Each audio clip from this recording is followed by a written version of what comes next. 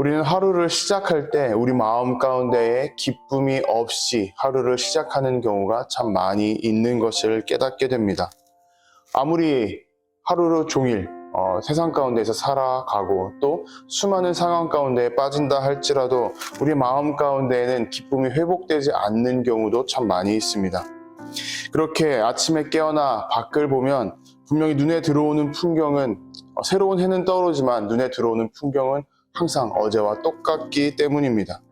해결되지 않은 마음의 숙제나 쉽게 나아지지 않는 관계나 그런 것들이 계속 버티듯이 어제부터 이어져 오기만 하는 그런 순간을 맞이하는 것이죠.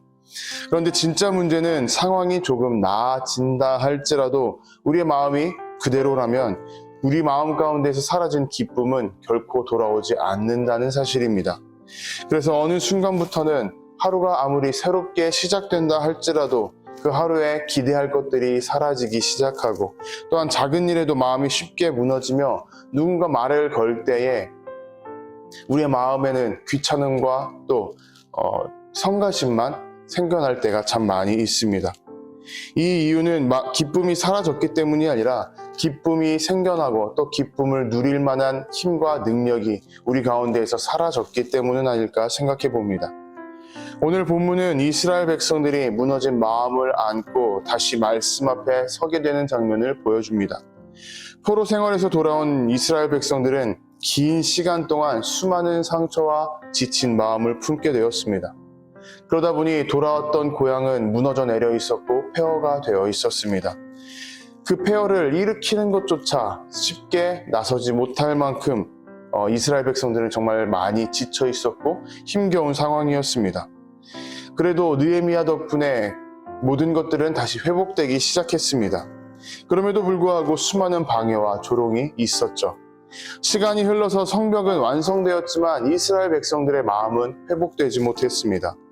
그래서 백성들은 에스라가 율법을 펼치고 하나님의 말씀을 낭독했을 때에 그 울려 퍼지는 말씀 가운데에서 큰 위로를 얻게 되었습니다. 그래서 그 자리에 섰고 그리고 많은 눈물을 흘리며 하나님께 마음을 돌려놓기 시작합니다.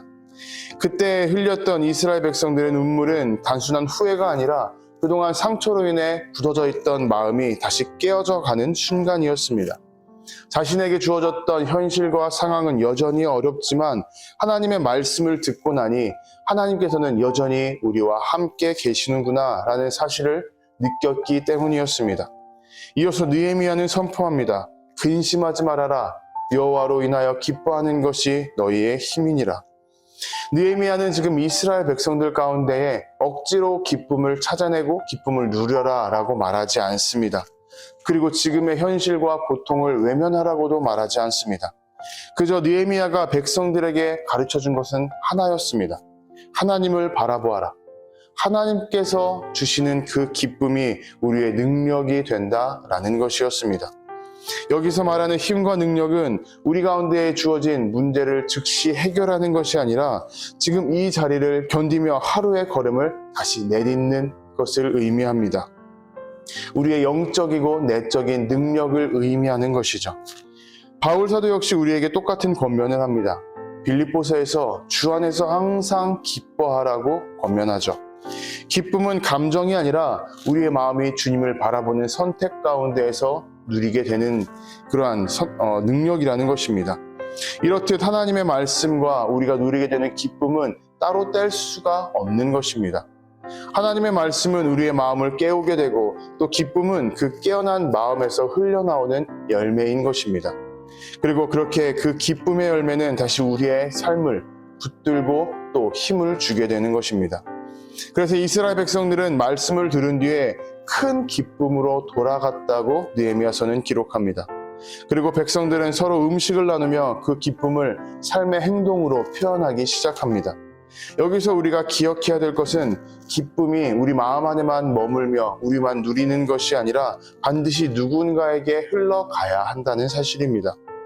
우리가 말씀을 통해서 기쁨을 회복하게 될 때에 그 기쁨은 나만의 은혜로 끝나는 것이 아니라 우리 주변에 누군가를 세울 수 있는 걸음으로 이어지게 되는 것입니다. 여러분, 우리의 상황이 변하지 않더라도 우리의 마음은 깨어지고 우리의 마음은 회복되며 그 가운데서 기쁨을 누릴 수가 있습니다.